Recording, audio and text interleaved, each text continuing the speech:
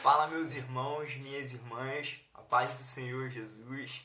É muito bom aparecer para vocês, ainda que a gente não esteja junto presencialmente, bastante tempo que a gente não se encontra, mas a gente está sempre junto aí através do Espírito Santo de Deus que nos dá essa comunhão. E mesmo no meio dessa pandemia aí, no meio dessa dificuldade que o mundo tem vivido, essa oportunidade de estar juntos dos nossos familiares. E a gente entra agora no mês especial, que é o mês da família, que sempre na nossa igreja, na Igreja Evangélica Vida, a gente comemora aí o mês da família com momentos de oração, momentos de comunhão, para que venha a ser fortalecido essa nossa convivência no lar. Então é muito bom estarmos aqui. Esse vídeo espero que edifique a sua vida, assim como essa mensagem edificou a minha vida também. Que você saiba que o que a gente vai falar aqui hoje é o que está presente na Bíblia e é o desejo de Deus para o nosso coração. Porque o desejo dele é que a gente tenha uma família abençoada, uma família com vida abundante e que a nossa família seja também um instrumento de Deus para transformar a vida de outras pessoas, né? Então a gente tem como tema, nesse mês da família, né, os pastores trataram como tema, foram tocados por Deus aí, João 10:10. A gente vai chegar sobre esse tema no final, mas a gente vai discorrer sobre esse assunto aqui hoje, seja nessa tarde, seja nessa manhã, não sei quando que você vai escutar esse vídeo, quando que você vai ver. Amém? Então vamos orar para a gente começar, para que Deus possa falar aos nossos corações. Convido você a fechar seu olho, onde quer que você esteja. Vamos falar com Deus. Pai, nós nos encontramos nesse momento, te louvando, te agradecendo, porque mesmo diante de todas essas dificuldades, Pai, nós temos a oportunidade de ouvir a Tua voz, a oportunidade de falar contigo, a oportunidade de estar com os nossos familiares, Senhor. Eu venho te pedir em nome de Jesus que cada família, que cada vida seja abençoada, que as pessoas que neste momento, Senhor, de crise, de pandemia, perderam seus familiares, que essas pessoas venham ter os seus corações confortados, Pai. E que no meio de toda essa dificuldade, no meio de tudo isso que tem acontecido, que o Senhor venha se manifestar na vida dessas pessoas, mostrando o seu amor e o seu cuidado para com cada um, Senhor. Fala conosco, Senhor, através dessa palavra, é o nosso desejo, em nome de Jesus. Amém. Vamos então? Então o tema dessa palavra de hoje, que Deus tocou no meu coração para trazer para vocês, é que a gente precisa entender que você, nós podemos ser os maiores vilões dentro da nossa família, né? O tema então dessa lição, desse estudo você pode ser o maior vilão da sua família. Às vezes eu vou dar uma olhada para o lado aqui, porque no computador aqui está o meu parâmetro aqui, os meus tópicos para a gente poder conversar, tá bom? Então, a gente vai tomar como base aí uma família bem conhecida, que provavelmente você já deve ter lido, você já deve ter estudado sobre ela, que é a família de Jacó, né? Jacó vai ter 12 filhos, e os 12 filhos de Jacó que vão descender e vão ser as 12 tribos de Israel, né? Então, é uma família muito importante na Bíblia, mas que a gente vai ver que ela tem bastante aspectos interessantes para a gente entender que dentro da nossa família, dentro da nossa casa, nós podemos ser os maiores vilões, amém? Então, para a gente entender primeiramente, o ser humano, historicamente, ele tem a tendência de não assumir seus erros, de não assumir a sua culpa, né? E às vezes, quando eu falo isso, você mesmo pode olhar para si, fazer uma análise de si e falar assim, caramba, realmente, né, eu não tenho esse costume de assumir a culpa, né? Por que o ser humano não tem esse costume? Porque lá, o primeiro casal da Bíblia, Adão e Eva, teve, né, essa atitude. Quando Deus deu uma ordem direta para Adão e Eva, falando que eles não deveriam comer, eles poderiam comer de todas as frutas, poderiam comer de tudo que existia lá no jardim, um jardim imenso, mas tinha uma árvore, apenas uma, que eles não poderiam comer de forma nenhuma, porque se eles comessem, eles morreriam. E mesmo assim, diante de uma ordem explícita de Deus, falando que eles não deveriam comer, Eva foi lá, desobedeceu a Deus, comeu daquela árvore enganada pela serpente, realmente ela foi enganada, mas ela comeu daquela árvore, daquele fruto, né? O fruto daquela árvore, deu aquele fruto para que Adão pudesse comer. Isso você pode ver lá em Gênesis 3, eu não vou bater aqui os versículos, porque senão a gente vai se estender demais, mas você pode voltar esse vídeo, pausar, assistir de novo, lá para Gênesis 3, olhar para você ler melhor sobre essa história. Então a mulher come daquele fruto, dá para o seu esposo Adão come também, e quando Deus vem na direção dos dois para perguntar por que eles fizeram, Adão coloca a culpa do seu erro, porque Adão errou. O erro foi dele em ter comido. Deus tinha dado a ordem que não era para comer. Então ele tira a culpa das suas costas, joga a culpa nas costas de Eva, e Eva, por sua vez, tira a culpa das suas costas também e joga a culpa nas costas da serpente. É claro que quem criou a confusão, quem criou toda a história foi Satanás, usando a serpente. Mas se a mulher caiu no erro e o homem também, significa que eles erraram. Então eles precisavam sim assumir o erro da sua culpa e eles não fizeram. Então o ser humano tem essa tendência de não assumir a culpa dos seus erros e passar o erro para outra pessoa, né? A gente tem um exemplo também muito clássico que vai acontecer com o povo de Israel através de Arão. Então o povo de Israel, depois de ver grandes maravilhas, grandes coisas acontecendo, Deus abrindo o mar, as pragas sendo enviadas para o povo do Egito, o povo de Israel sendo libertado, né, do meio do jugo ali dos egípcios, e o povo de Israel, Moisés sobe ao monte para receber, né, os mandamentos do Senhor, e nesse momento que Moisés está lá em cima, por ter demorado, o povo decide por si só não acreditar mais que Moisés viria e não acreditar no Deus Todo-Poderoso que tinha acabado de fazer milhares de maravilhas e eles tinham visto. Eles presenciaram aquilo com os próprios olhos, eles decidiram, né, esquecer tudo aquilo que tinha passado, né, esquecer aquele passado de que Deus, e passado recente, de que Deus tinha feito maravilhas na vida deles, e pediram que Arão construísse um ídolo para que eles pudessem adorar. Então Arão, ele reúne, isso daí você pode ver em Êxodo 32, beleza? Êxodo 32 para você ler depois. E Arão decide então pegar o ouro daquele povo todo, jogar no fogo e construir, e dali saiu um bezerro de ouro. E quando Deus fala com Moisés que o povo tinha se corrompido, e Moisés desce então para falar com o povo, né, e pergunta para Arão por que ele fez aquilo, a primeira coisa que Arão fala é que o povo tinha um coração duro. E o povo tinha um coração duro e que o povo não entendia o que estava acontecendo e acabou, né, induzindo Arão a construir aquele bezerro. Mas a atitude era de Arão. Arão, ele tinha a sua opção de falar para o povo, não, olha só, isso não é certo. A gente não vai construir esse bezerro porque o nosso Deus, ele é um Deus zeloso e não aceita a adoração de outros deuses. A gente não vai construir. Mas Arão, talvez por medo, né, acabou de deixar ser influenciado por aquele povo, construiu então o bezerro de ouro e aconteceu tudo aquilo, uma mortandade dentro do povo, né, para julgar aquele acontecido. Moisés chamou a tribo de Levi matou aqueles idólatras e por aí vai. Então várias consequências surgiram a partir disso, para a gente entender então dessa questão que nós temos de tirar o erro das nossas costas, né, falar que a responsabilidade não é nossa e jogar a responsabilidade nas costas de outras pessoas. Aí a gente entra então dentro, primeiro, isso daí é importante para a gente entender como o erro de outras pessoas, ainda que a gente venha a cometer o erro, a gente precisa compreender que a responsabilidade do erro é nossa. Se você errou, a responsabilidade é sua.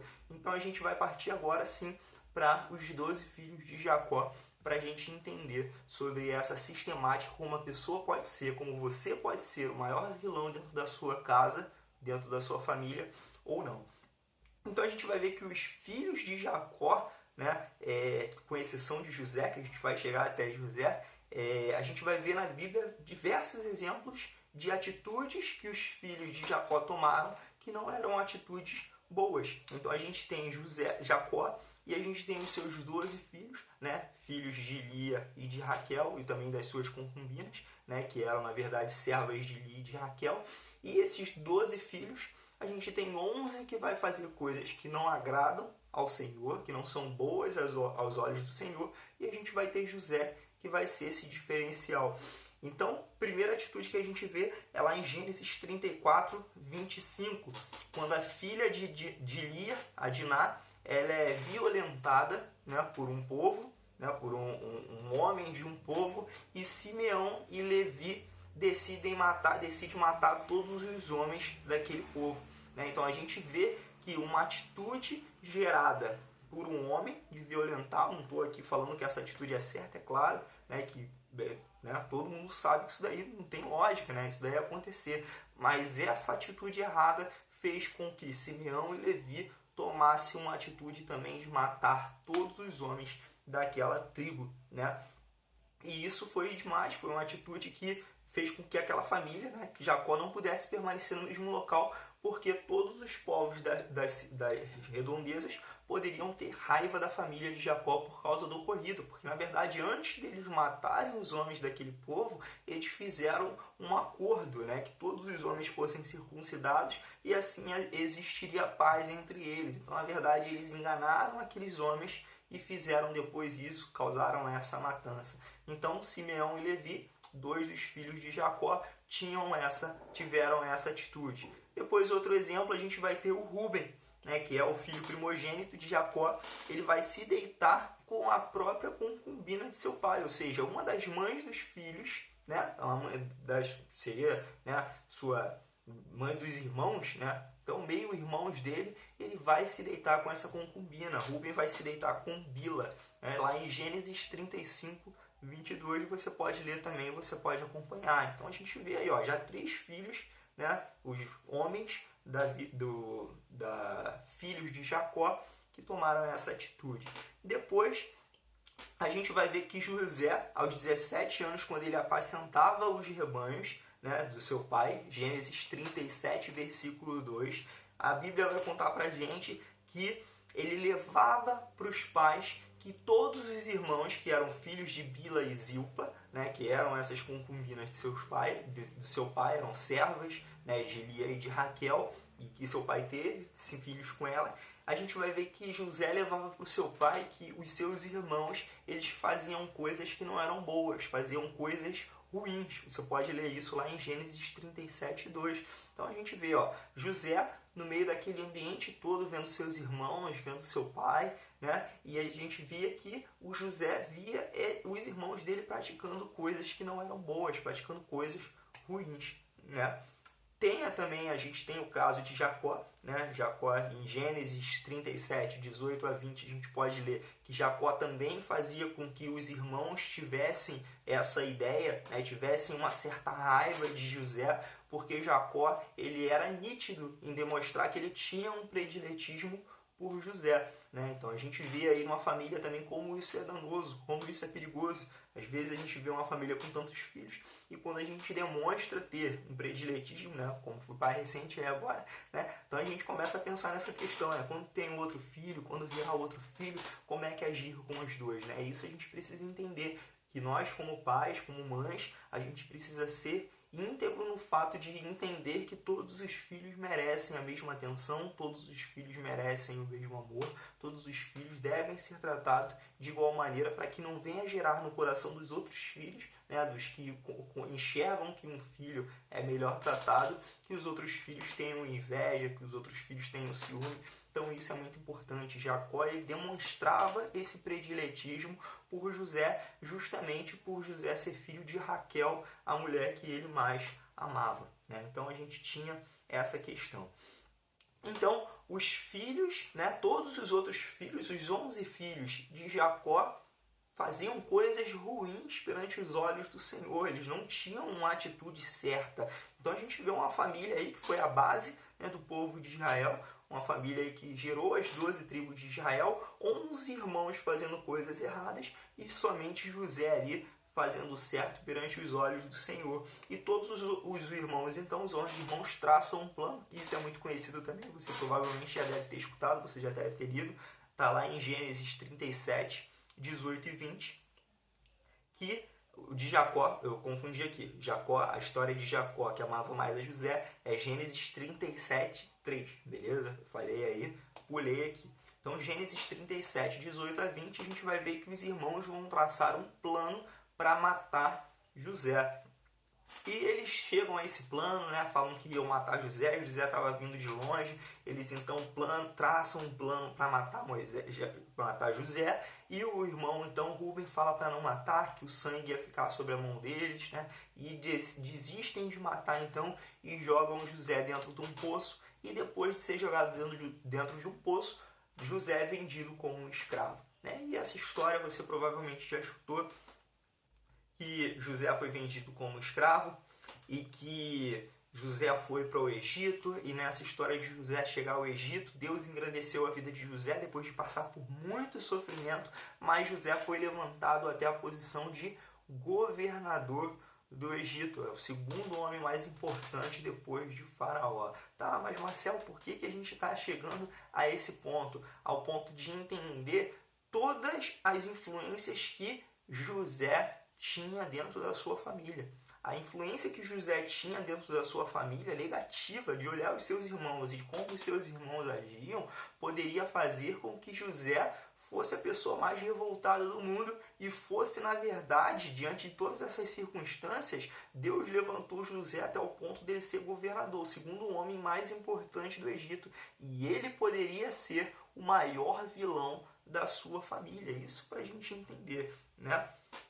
A gente precisa entender que, independente das circunstâncias, a gente precisa sempre ser a mão que vai levantar. Como assim? Né? A Bíblia fala pra gente lá em Eclesiastes 4, 9 e 10, esse versículo eu vou ler, mas é conhecido também, você provavelmente já deve ter ouvido, que é melhor que sejam dois do que um, porque tem melhor paga o seu trabalho.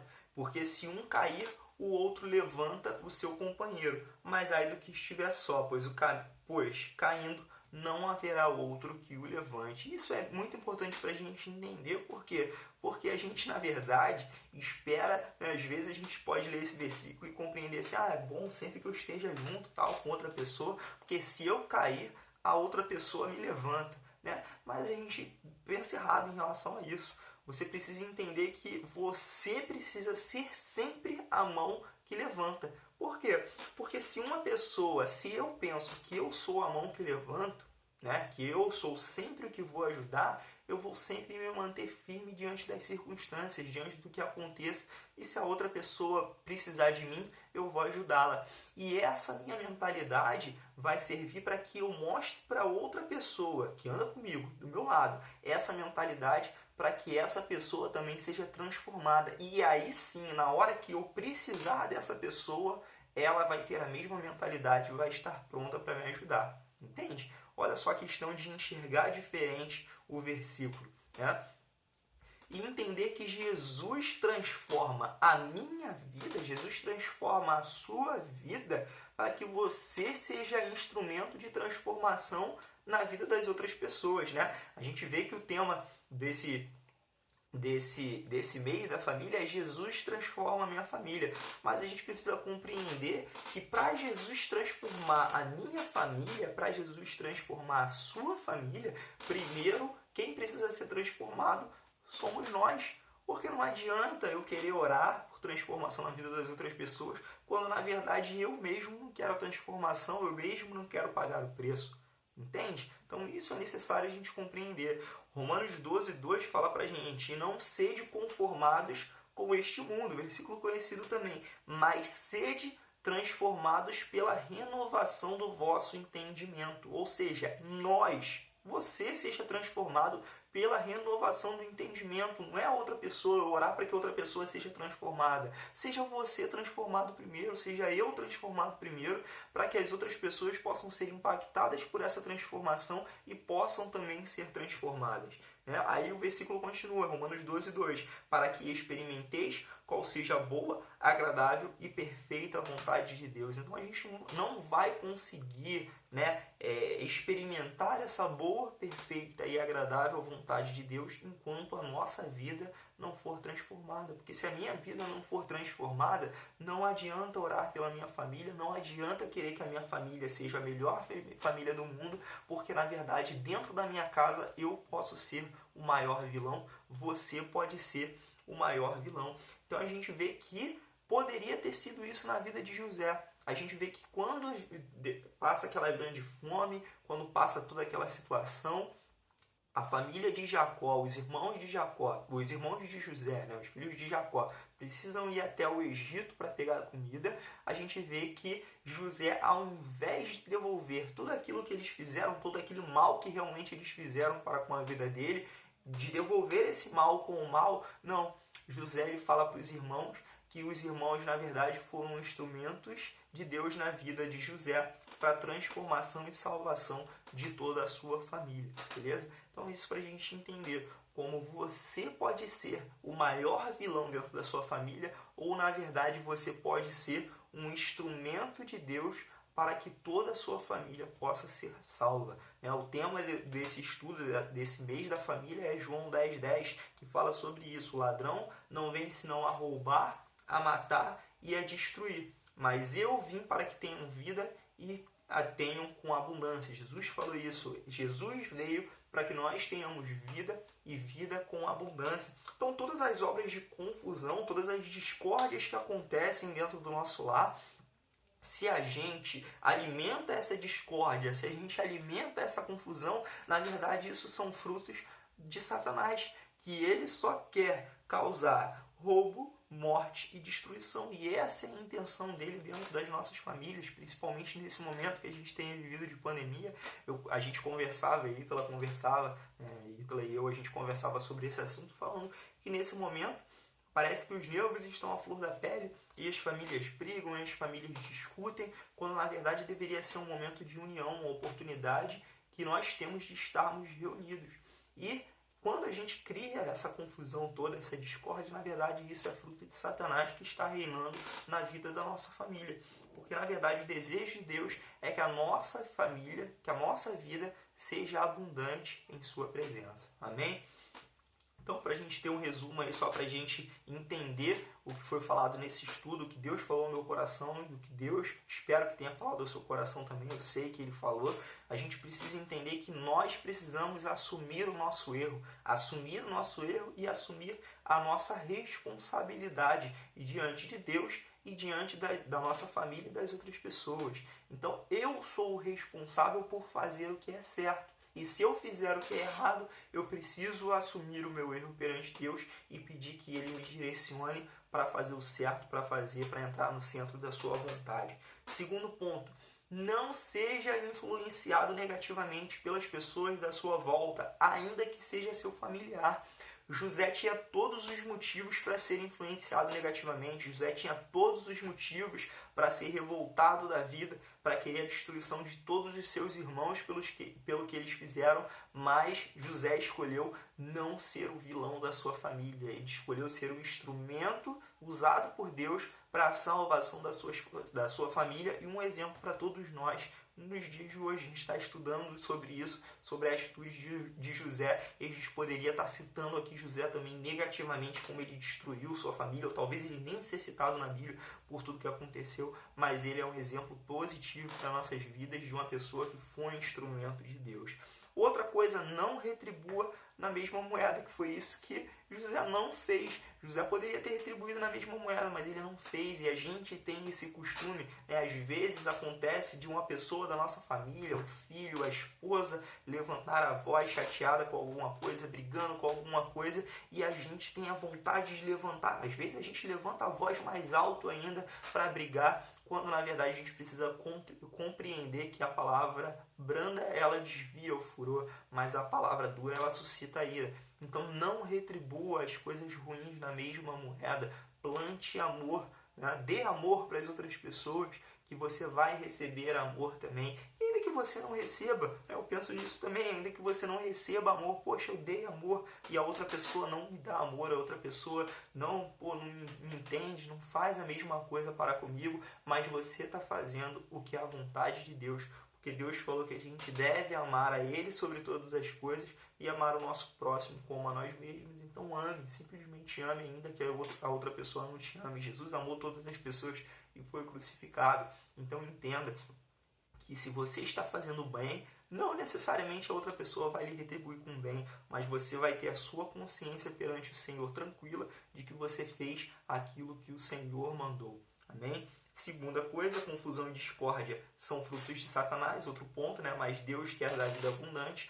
Então o que a gente precisa entender é mantenha-se íntegro, mantenha-se íntegra, independentemente das circunstâncias, e Jesus irá transformar a sua vida, a minha vida e automaticamente a vida da nossa família. Amém? Graças a Deus. Então, fiquei muito feliz aí de poder trazer essa mensagem para vocês, que Deus possa ter abençoado, que Deus tenha abençoado a sua vida. Amém? Vamos orar para a gente terminar? Pai, em nome de Jesus, eu te agradeço por essa mensagem, te agradeço por essa palavra, te agradeço pelo que o Senhor falou ao meu coração, Te agradeço pelo que o Senhor falou no coração de cada um, Senhor, que escutou esse vídeo, essa mensagem, e que nós possamos ser transformados, Pai, que nós possamos ser íntegros perante a Tua presença, para que nós também possamos, Senhor, ser instrumentos Teus para transformar a vida dos nossos familiares, Senhor. Que a nossa família, ela seja uma família segundo o Teu coração e que a nossa família seja um instrumento de transformação na vida de outras famílias, Senhor, neste mundo. Esse é o nosso desejo, em nome de Jesus. Amém. Então fique com Deus, seja abençoado em nome de Jesus. Em breve estamos juntos de novo na igreja. Amém.